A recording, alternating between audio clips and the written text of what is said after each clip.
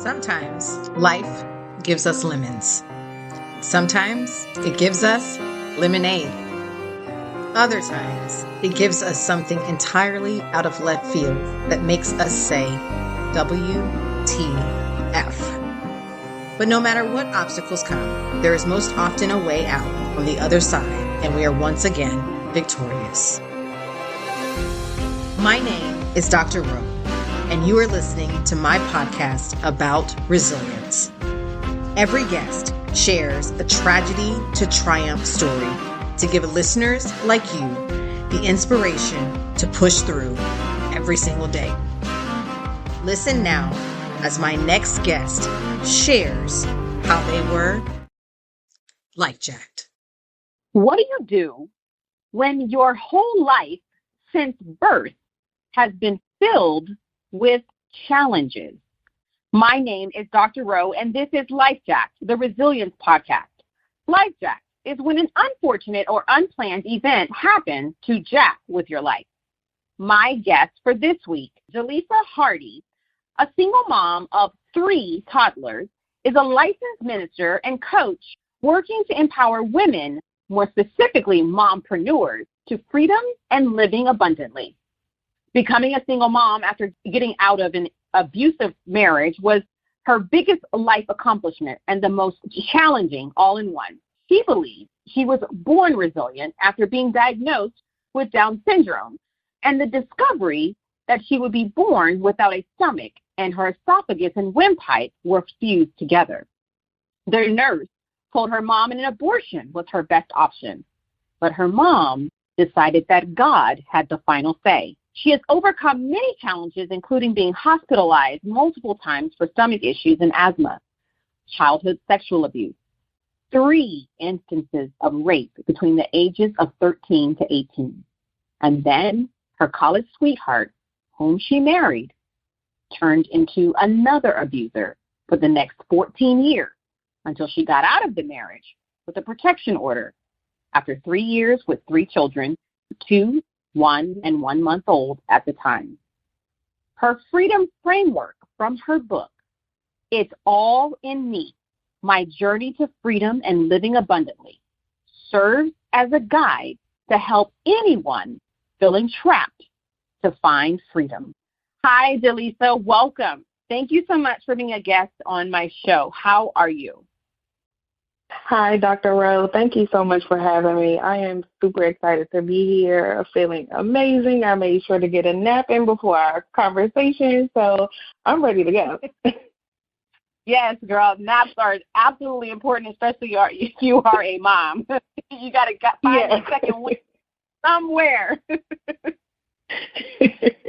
All right. So can you share with the listeners what it was like growing up with the health challenges you faced early on? Because pretty much you've had challenges since birth. So, and how you just tell us, like, how do you believe that those experiences help to shape your resilience? So thankfully, with the ones that were diagnosed in utero before I was born, those were healed prior to me coming earthside. And that in and of itself is one of the reasons why I rebranded as the Golden Child, because with that experience, as you mentioned, my mom decided that God had the final say. And, she went to a revival and had them pray over her. And when her experience, she said that she felt like she was being lifted off of her feet and that God was pouring gold into her stomach. And then she said after that experience, she went back to the doctor's office and they couldn't find anything wrong with me. So, of course, doctors having, ran all these tests, ultrasounds, all these different things, trying to, showing what was, quote unquote, wrong with me, they couldn't find anything. So my mom, of course, knew, but even still, as time went on, they were still looking for things that would be wrong. But because of the trauma that I experienced in utero and once I, was a little bit older, I did have some issues with asthma as well as some stomach issues where they couldn't even figure out what was wrong for a long time. It took until I was almost 2 years old for them to diagnose me with asthma. So for me, hearing that first, the nurse told her that, just go ahead and get an abortion. Your baby's not going to have any quality of life. They'll need multiple surgeries, all of these different things. I felt like the medical system had given up on me before I even had the chance to live. And I felt like after so many different doctor's appointments that they couldn't give us any answers, again, I felt like the medical system had failed me. So for me, deep down, it was like, there's got to be another way. There's got to be an alternative. So that's what led me into natural medicine as I got older. I love that you have branded yourself the golden child. That is just, yes, a very fitting name. Now, as you mentioned, your mother's faith played a significant role in your early life. I mean, like you said, before you even came earthside, especially with her decision against having an abortion. I can't even imagine a nurse saying that to a person, because that's a very personal decision for someone to say something like that. But how do you feel that the faith of your mother influenced your own belief in resilience throughout your life, and even now as you are a mother? So with the experience of being healed and the way that it was in the story that she told me, it was like, wow, like, you believed in me, but your belief didn't just come from you. It came from God. You had the faith that God would do miraculous things, even in the face of a challenging situation where even prior to her having me, her and my father were separated. They were in the process of going through a divorce, ended up getting pregnant with me, and tried to work it out. Despite that, despite the health challenges, despite all of the different diagnoses, he still had faith. And for me, it was like, wow, if you can do that, anything that I come up against, anything that I might face in life, I can have the faith to believe that it's going to work out. So for me, that was where it was started. It was my foundation. Her faith is what brought me here, because she could have not had faith and just believed that, oh, what the nurse said is the best option, so let's go with that. She had the faith to believe in something that she couldn't even see or fathom or even understand what could have happened on the other side. So for me, that's where it all began. It was like I was born with resilience. I was born to have a strong faith because of what I went through, what my mom went through. Now, I want to shift a little bit off the topic of faith, but of course it is kind of tied in with this. You have had multiple severe health challenges as well as experienced abuse. Have you ever felt like saying, God, why me? I just keep going through incident after incident after incident, and especially since you were young. Have you ever had that feeling? And if so, or if not, if so, why? And, how did you feel? And if not, why not?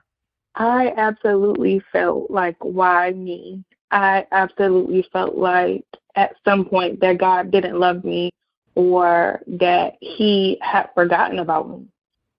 Because from a young age, I was sexually abused as a child. And from there, things just seemed to kind of snowball downward. Like you said, incident after incident, thing after thing, experience after experience. And I just felt like God didn't love me, like he had forgotten about me, like he just did not care about me as his child. Growing up in the church, hearing about God's love, hearing about, how much he cared about his children, all of these different experiences and testimonies of other people, and I felt like I was living hell.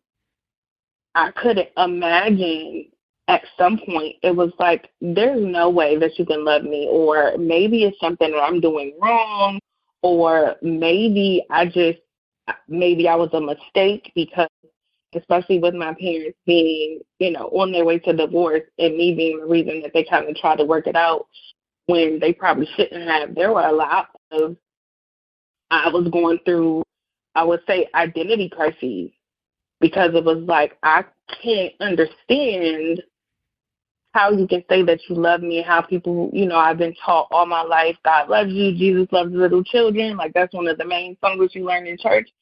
And I'm like, I don't feel his love. Why is it that I'm going through all of these things and it just seems like he doesn't care?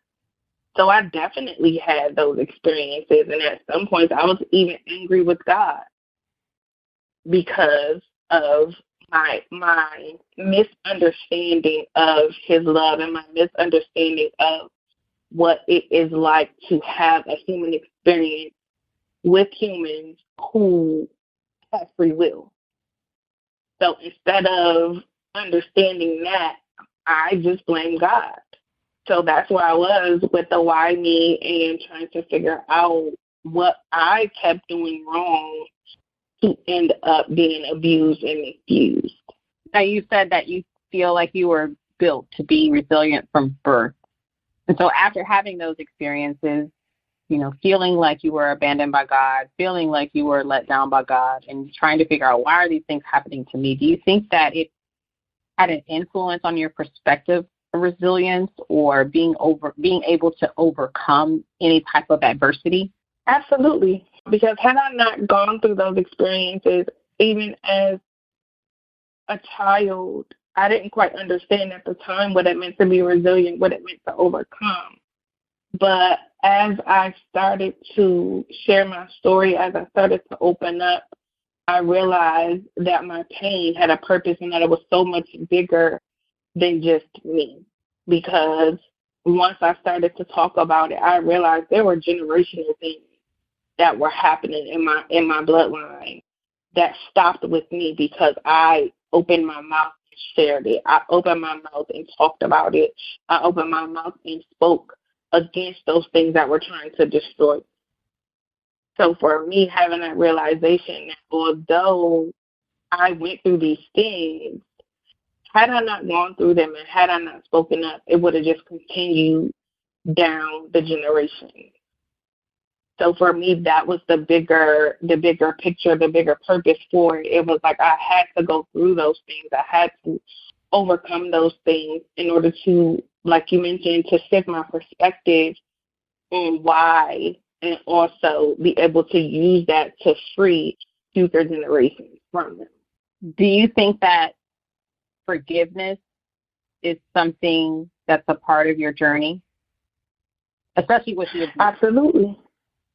Yeah, absolutely. How so? And it's something that I talk about in my book with the Freedom Framework, because it was a major thing that I had to do, not only for the people that hurt me, but I had to forgive myself. Because a lot of the experiences that I had, I wouldn't have had I just listened or had I just not gone certain places with certain people, had I not trusted certain people that I shouldn't have. So there was a lot of things that I felt a lot of shame, a lot of guilt for, and I had to really forgive myself for, because I beat myself up so much about the things that I went through and blame myself. But once I started to work through them, once I started to go to therapy, I realized that a lot of those things, those experiences, weren't my fault. Even though I may have been at the wrong place at the wrong time, it wasn't my fault that someone decided to violate. It's truly amazing that we can become victims at the hands of others, but we still carry guilt and blame ourselves. We don't blame the abuser. We blame ourselves as if we're the ones that invited the attack, that invited the abuse.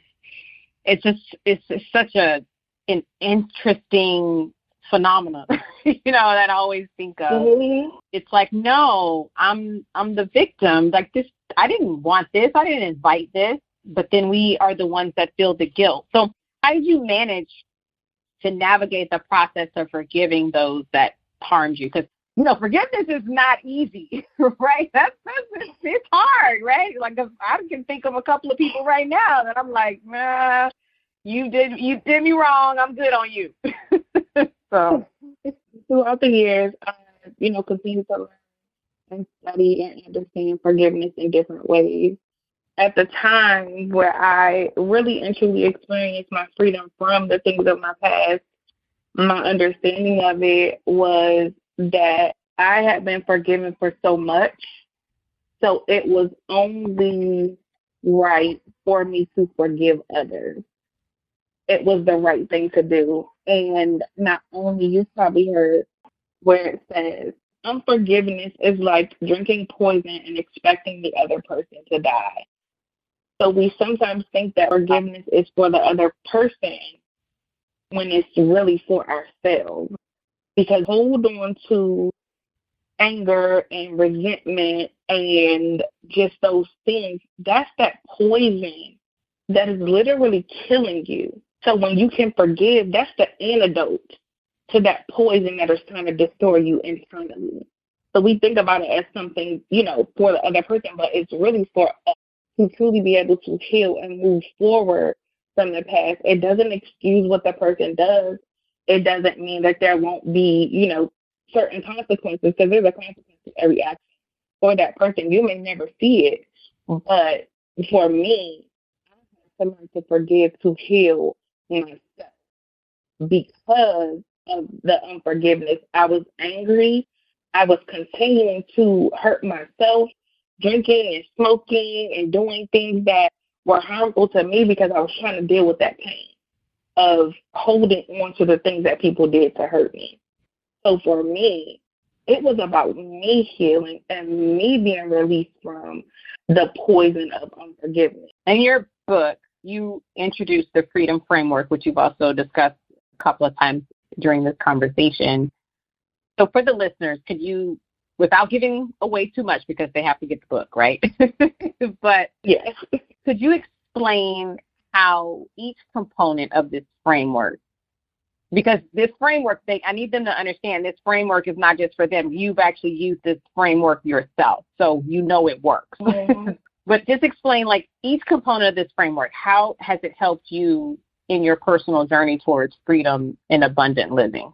So prior to, you mentioned in the introduction about my experience with literally 6 months before I got married, I wrote and self-published this book.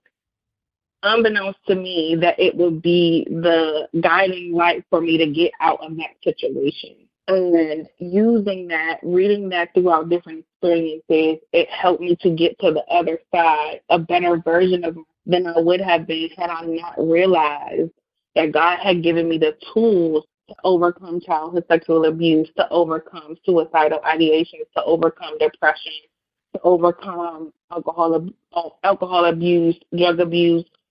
He had given me all the tools, the resources, and the people, community in my life to overcome those things. So we mentioned faith. We mentioned forgiveness. The other thing being fellowship. I say fellowship, or in the book you might hear friends and family. But one of my coaches said to me, I think it was 2016, she said, freedom requires friends. And if we think that we're meant to do life alone, we are completely wrong, because we heal so much faster, so much better, so much easier in community when we have people to hold us, pour into us, encourage us, and even hold us accountable for the things that we say that we desire or that we desire to do. It makes such a huge difference. The community, had I not had therapists, had I not had friends, sorority sisters, my parents, my family members, while going through all of these different experiences, I probably would not be here today. I probably would have allowed those suicidal ideations to take me out. I probably would have allowed, just the different experiences to make me lose my mind. But because I had the support and love, encouragement of my community and my support system, I was able to make it through those things and get through them and be better on it instead of being bitter and broken. The other thing being, so we said faith, we said fellowship, family and friends, we said forgiveness, feeding your being, which we'll probably talk about a little bit later, and then fun. Feeding your being, we are not just a physical being. So when we think about eating and nourishing ourselves, I don't just talk about, what we're eating physically is so much deeper than that. What are we watching? What are we reading? What are we taking into our eye gates, our ear gates? So that is the fourth thing.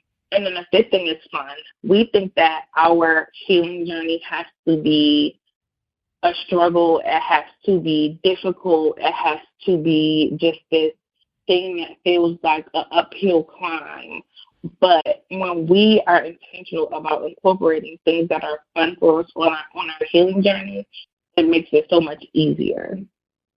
So that's a little bit about the freedom framework, but I feel like it can literally apply to any and every circumstance. I've used it in so many different ways for people with their finances, with their relationships, with, just any and every aspect of our lives. We can use this freedom framework to get to the next level and overcome anything that we see.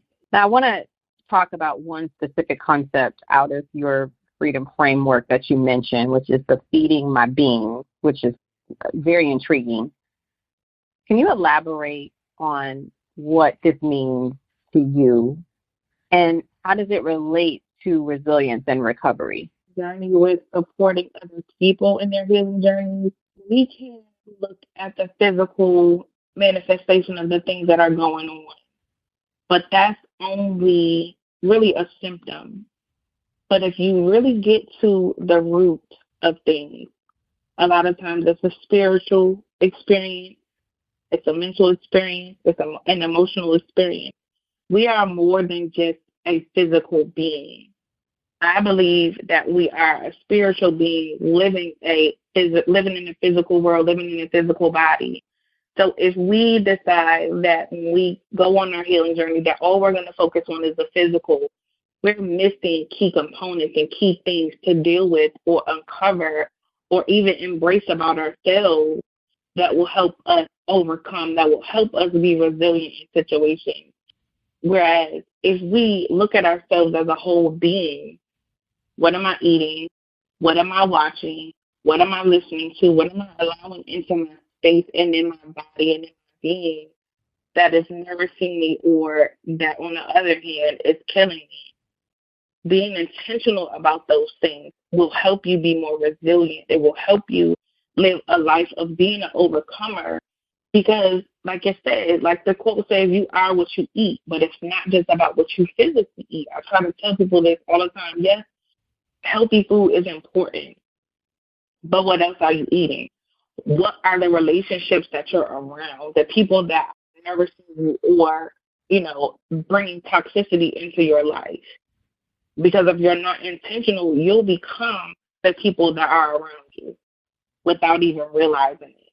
You'll begin to walk like them, talk like them, have habits like them, do the things that they do because you're not intentional about the people, places, and things that are feeding you. So when it comes to feeding your being, we're not just talking about the food that we eat.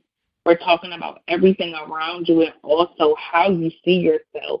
If you see yourself as just a physical thing, you're going to limit yourself and limit your capacity and capability to do more.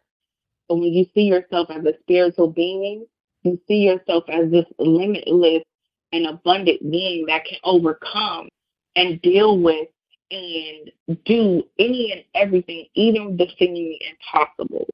So that for me is what it means to be intentional about feeding your being, using that to be resilient over. Well, I love that, and I couldn't agree with you more. I always tell my sons and my sisters and younger sisters and cousins, you do have to be careful about the information that you're feeding into your life.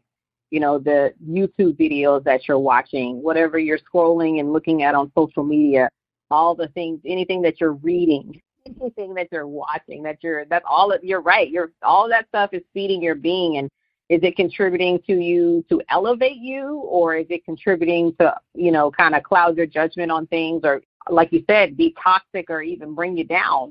Because you can watch a lot of that stuff, right? And it can really bring you down, like whether it's unrealistic views of life, right? Like people buying all this luxury stuff or being in these, fairy tale relationships when it's like, that's not real, but it clouds you and for you to think that is really real when it's it's really not necessarily fully the truth. Mm-hmm. So how have your friends and family supported you through your struggles? So as I mentioned, gratefully and thankfully, I've always had a strong support system. Although the things that I experienced, the traumatic experiences, came from family members, I was still able to have those people in my life that were there to encourage me, that were there supporting to me, like my mom, whose faith was the foundation of me just being able to overcome and be resilient. So for me, having people to talk to, having people that will understand when I would kind of go MIA, like when I was on campus in college, my sorority sisters would know, like, okay, she might be feeling depressed or she might be feeling down. They would come and check on me. They would go, get the RA and have them come and open my door when I would just not leave my room. I would just be in the dark. They would come and check on me and come make sure that I was eating, come make sure that I was, getting the things that I needed for myself instead of just being left alone to suffer, being left alone to deal with the things that I was dealing with. Had I not had those experiences or the people in my life, those suicidal ideations would have taken me out because there was years and years just wanting to die because of so much pain, because of so many different experiences I had. It's like, you know what? Maybe the only way to stop the person no longer live. For me, being able to get help from a therapist to talk about the things that were causing me was a major point in my healing journey. Being raised and raised in the church, there were a lot there was a lot of taboo, or therapy was looked upon as taboo. So for me, I kind of had to overcome those ideals around it being taboo in order to get the help that I needed. So having that support on campus, having different friends and family to be there to check on me, it made a huge difference. Domestic violence is something that unfortunately is more common than people realize. How did you find the strength to leave an abusive relationship, especially with the responsibility of caring for 3 young children? Because that's why a lot of women say they stay, because they are like, well, I have the kids and where am I going to go? And it's a sense of security, or it's a safety net to stay with that partner, although the partner is abusing you. But how did you find that strength to say, you know what, I've had enough. We've got to go? Because I had my support system at the time, I was very intentional with not allowing him to isolate me. Although he tried in many different instances to put my family against me, to put my friends against me, I was very intentional to not allow him to isolate me. So for me, that was pretty much my saving grace, because I could go to certain people or know that if I did leave, I would still have a place for me and my kids to live. It made a huge difference, because had I been in a space where, yes, he was our sole provider financially, which did play a huge part in why it kind of took longer than I wanted it to take. And it may have taken longer had the incident not occurred the way that it did. I was very codependent on him still, despite having, additional support system and people in my life. I was very codependent because I'm like, what am I going to do as a single mom of 3 small children with no income? But my family, my friends, and my faith, knowing that, okay, God, you've taken care of me my entire life. And even more so now that I have my children, I know that you're going to take care of me, because I know that you're not going to abandon me. I know that you're not going to leave me alone when I'm getting out of a situation that is literally killing me. I took the time to go through therapy even before I found the right therapist, because at the time we were going through therapy together with a therapist, but we were also seeing her individually, which I would never recommend. If you have a toxic partner or an abusive partner, don't go to the same therapist for individual counseling and counseling together. Because what he did was he manipulated her during those individual sessions and made it seem like I was the one that was causing the issues, or I was the one that was overreacting, or just in his terms that I was being abusive towards him. So when I went to those sessions with her, it was kind of like I was being gaslit by him and her. And I had to get out of that situation, because when I would tell people the different things that she would say, it was like, that's not right. Like, that's the issue. Like, you need to find another therapist. So finding the right therapist to help me see more clearly that what I was going through was an abusive relationship, because I was used to the physical abuse. Like, I can pinpoint that being abusive, but the mental and emotional and the verbal abuse, I had kind of swept it under the rug, because I'm like, well, he's not hitting me. I'll be okay. He's not hitting me. I've overcome all these other things. I'll be fine. I can deal with it. But the thing that was the final straw for me was, because I had gotten to the place where I was numb, and his antics, his rage, his issues no longer affected me. He used our oldest child at the time as a scapegoat. So anytime he couldn't get to me, or anytime his stuff wouldn't affect me, he would take it out on our oldest child. And every time something would happen, it would be an excuse, or it would be like, oh, that's not what it was. But when I finally saw it with my own eyes, and he literally flipped out and went into a rage trying to convince me that that's not what happened, I knew that I had to get out, because it wasn't just affecting me. It was now affecting our children. So I had to make the decision for me to not only get myself to safety, but get my children to safety. But honestly, I told my therapist, I said, had that not been the case, had it not been his abuse been geared toward our children, I probably would have stayed a little longer.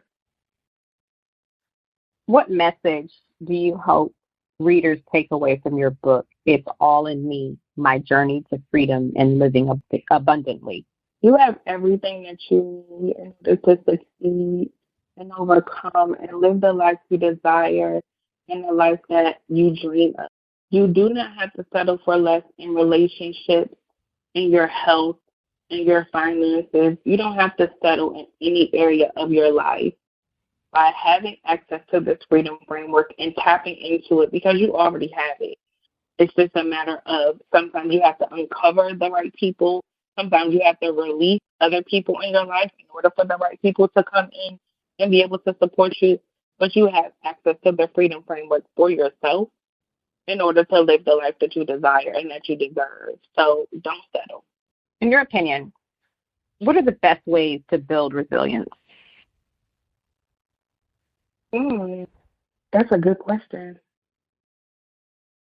I think it'll be different for each person, because all of our experiences are different. But for me, one of the best ways to build resilience was to look at my experiences and pull out the lessons and the blessings from them. When you can shift your perspective on the situation or circumstance and pull out the gold from them and pull out the things that you can take with you in the next journey, so that you don't have to repeat the cycle or repeat the history of a situation, that's when you can build resilience, because you know that, okay, even if you face this situation again, you have something that you didn't have before. You have a message, you have a lesson, you have built a muscle to be able to maintain and sustain as you go through a situation. And also not trying to avoid situations that are challenging or that are hard. Instead of trying to avoid them, go through them and grow through them. Don't try to rush the process. Don't try to skip steps, but just go through them and grow through them so that you can get what you need in order to get to the next level, in order to overcome and be resilient. Thank you so much for your time, Jalisa. And to the listeners out there, no one deserves to be hurt or abused. If you feel that you are in an abusive relationship, whether it's physical or emotional, you can call the abuse hotline at 1-800-799-7233. Their line is open 24 hours a day, 7 days a week, and they also have people who communicate in English and in Spanish. Now, Jalisa, please take the time to let everyone know how they can get a copy of your book, It's All in Me, My Journey to Freedom and Living Abundantly, or contact you for life coaching using your freedom framework. Yes, so my book, as well as my It's All in Me book, as well as a planner that I've recently self-published, my 30-day Calm Life Planner, those are on Amazon, as well as if you search Jalisa Hardy, you'll be able to find both of those, and they're on my website at jalisahardy.com. If you want to reach out to me personally, I have the opportunity for you to schedule a connect call, or you can email me at hello@jalisahardy.com, and either I or my team will get back to you with, my availability for us to talk, and that's how I can support you. Any last words of encouragement for the listeners? Just know that you're not alone. I know sometimes when you go through experiences, it might feel like nobody understands. It might feel like nobody sees you, or nobody will ever be able to help you or support you with what you're going through. But you're not alone.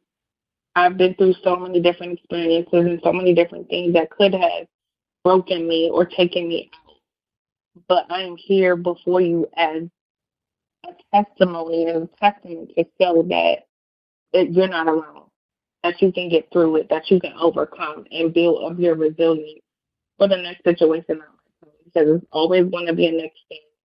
But when we're able to equip ourselves and prepare ourselves for those things, it makes it so much easier to go through and grow through those things. So just remember that you're not alone, that even if I've never met you, I've never seen you, I may never meet you, that I love you, see you, and I'm so proud of you just for being you, because you're enough just as you are. Well, Jalisa, I wish you and your family nothing but good fortune and abundance. Please take care. Thank you so much, and thank you all for listening. You have just listened to Lifejacked, the Resilience Podcast with your host, Dr. Rowe. Subscribe to this podcast on YouTube, Apple Podcasts, Pandora, Spotify, and any other podcast streaming platform. Remember to live, laugh, love, learn, and then repeat. See you in the next episode.